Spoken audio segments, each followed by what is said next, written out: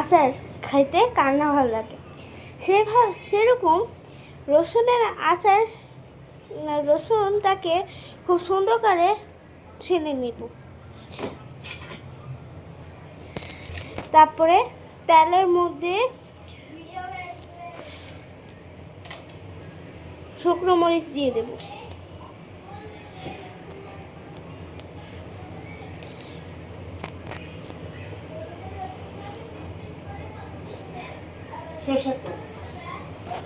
এই কারণে দরকার সরিষার তেল। এটা ভাজা ভাজা হওয়ার পরে আমরা রসুন যে ছিলেছিলাম সেটা আমরা দিয়ে দেব উপর দিয়ে। ততক্ষণ এটা ভাজা হতে থাকবে। তার মধ্যে একটু নাড়াচাড়া দিয়ে দেব। এর মধ্যে দিয়ে দেব পাঁচফোড়ন, দিয়ে একটু নাড়াচাড়া করে নেব। আর এখনই দিয়ে দেব রসুন।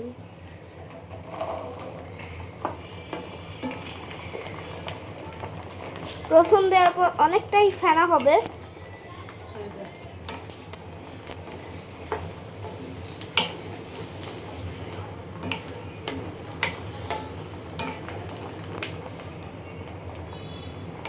আমরা কিন্তু মরিচটা যতক্ষণ না ভাজা ভাজা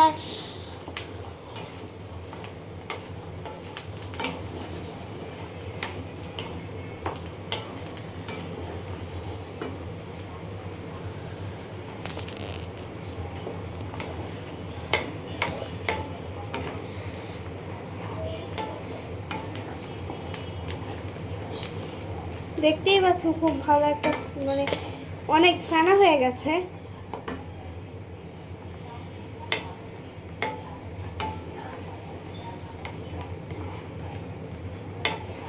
কিছুক্ষণ পর পর নাড়া দিয়ে একটু উপরে উঠিয়ে দেখতে হবে।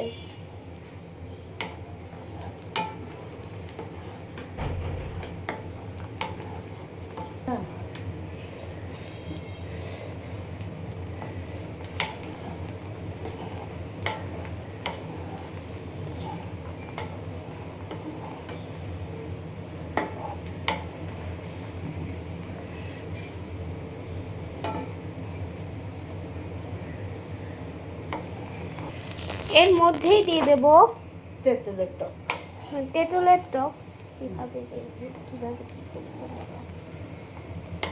তেঁতুলের টক দিয়ে দেব।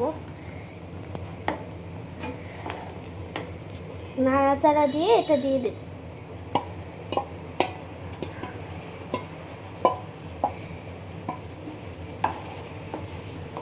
তেঁতুলটাকে কিন্তু পানি দিয়ে ভালো করে কষিয়ে নিয়ে বানিয়েছি।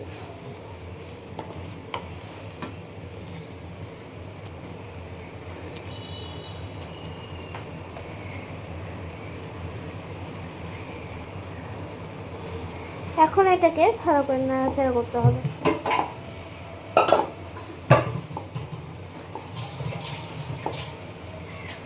তেঁতুলটা দিলে আচারই যেন হয় না।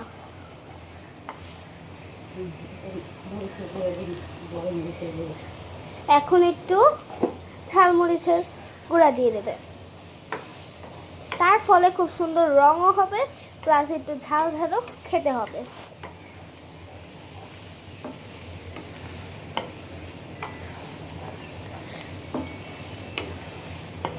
দেখতে যতটাই ইয়ামি খেতে হবে, দেখতে হবে ততটাই তার থেকেও বেশি হবে খেতে।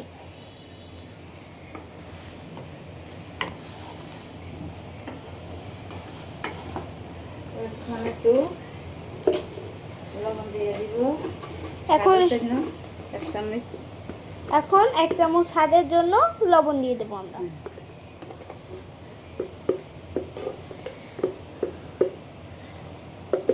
ছোট চামচে আপনারা 1 চামচ আর অল্প একটু নিলেই যথেষ্ট।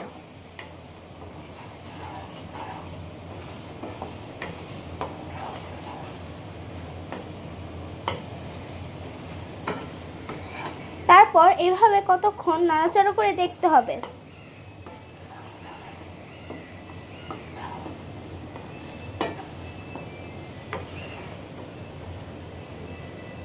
তারপরে একটু স্বাদের জন্য 1 চামচ চিনি দিয়ে দিবে। স্বাদের জন্য 1 চামচ চিনি।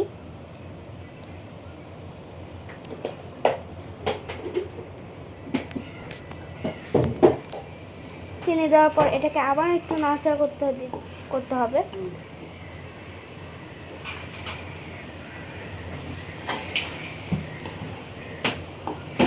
কতটা ফেনা হয়ে গেছে আপনি নিজেই দেখতে পাচ্ছেন। রসুনের অবস্থা এখন এরকম। আর একটু তেজপাতা দিয়ে দেবো। আমরা কিন্তু 2টা এখানে ইউজ করেছি।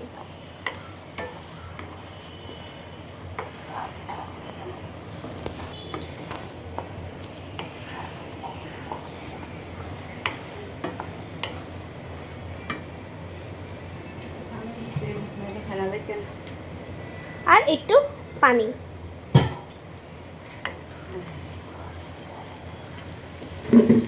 পানিটা দেওয়ার ফলে ফেনাটা কিন্তু আগের চেয়ে কমবে।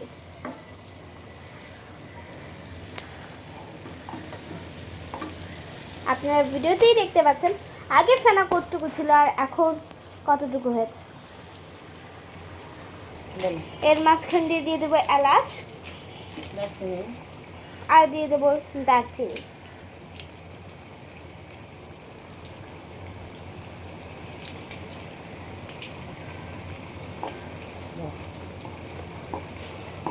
খুব সুন্দর একটা কালার হয়ে গেছে।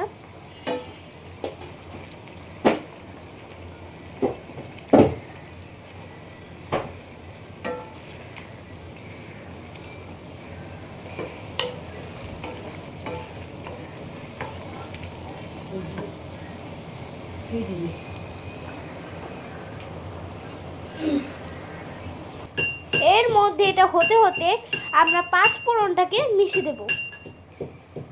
যেমন এভাবে।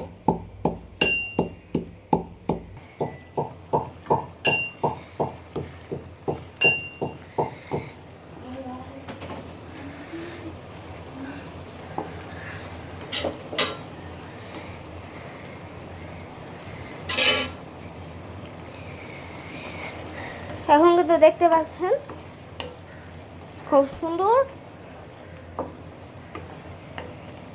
এখনই মনে হচ্ছে যেন আচার অলরেডি হয়েই গেছে। এখন আমরা ওই যেটা পিস ছিলাম সেটা দিয়ে দেব। খুব সুন্দর একটা গ্রান ছুটেছে।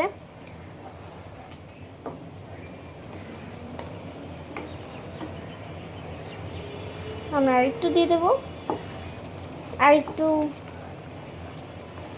যতই যেন দিচ্ছে ততই যেন গ্রান বাড়ছে।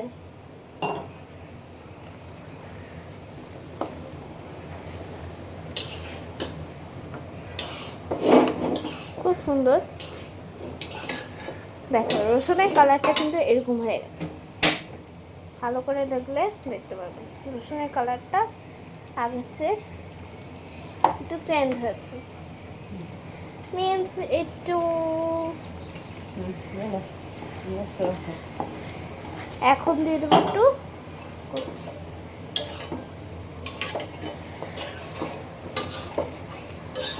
এখন আরেকবার ওই পিসেতে দিয়েছি।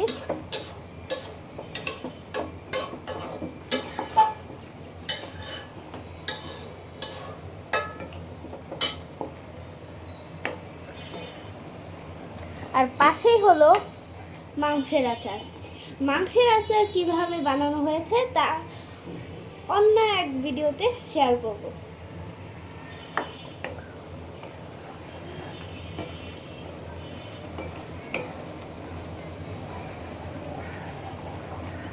আপনারা একটা জিনিস খেয়াল করবেন, কারণ কিন্তু আস্তে আস্তে একবার কমে একবার বাড়ে, একবার কমে একবার বাড়ে।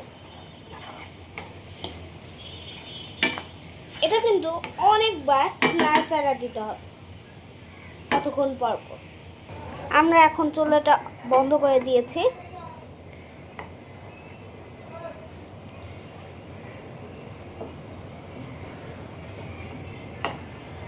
অফ করার পর একটু নাড়াচাড়া করব।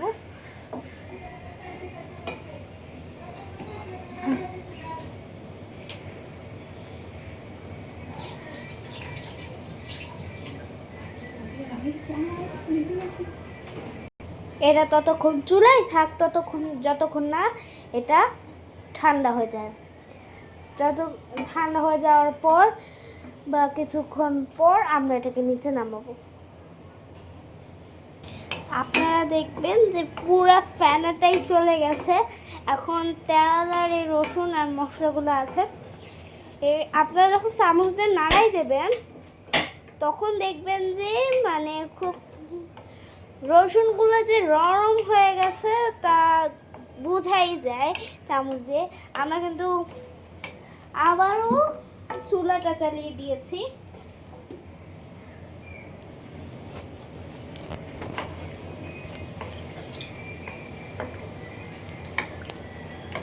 একটু রাখবো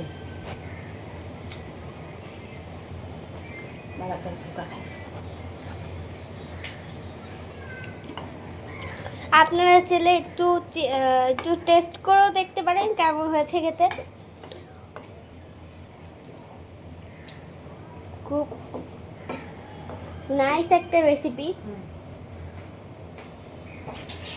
আবার কিন্তু এখানে একটু ফেনা ফেনা টাইপের উঠবে, মেবি আবার ফেনা হবে।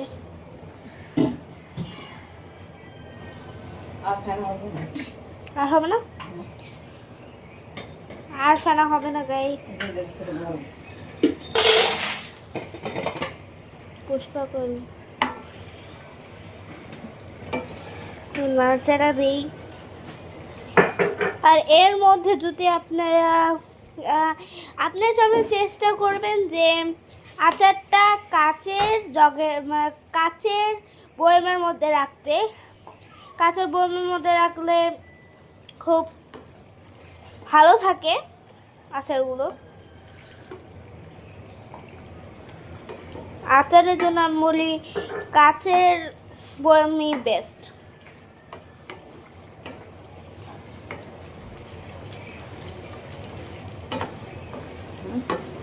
চিনি একবার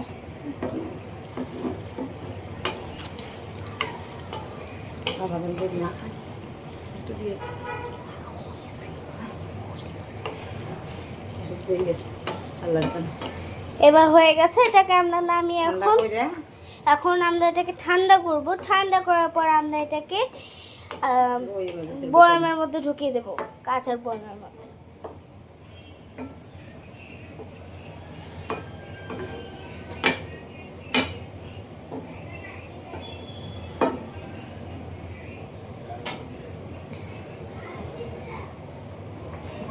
দেখতেই পাচ্ছেন, দেখতে খুব ইয়ামি লাগতেছে। এখন আমরা একটু এটাকে নামিয়ে রাখবো, যাতে তাড়াতাড়ি ঠান্ডা হয়।